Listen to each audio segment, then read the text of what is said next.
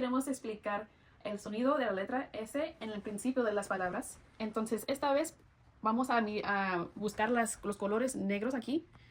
Esta parte de la lengua va a tocar poquito enfrente de la otra parte de atrás, como antes. Entonces, esto va a tocar esto.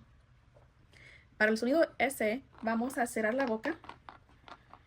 Y lo de enfrente de la lengua va a estar tocando lo de atrás de los dientes aquí. Y también va a estar tocando el techo de la boca aquí. Así.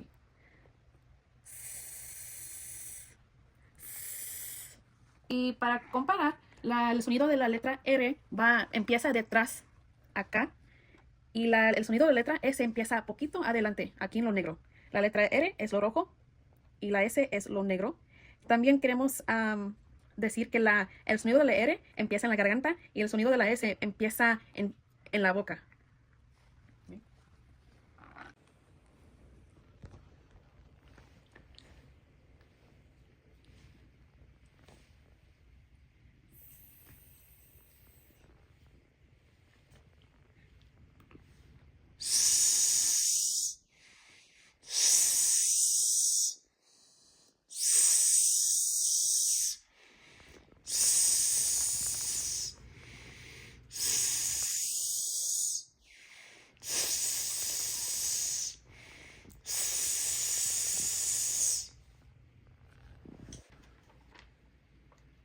Sun, sol.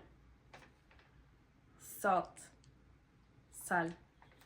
Soup, sopa. Seed, semilla. Sad, triste.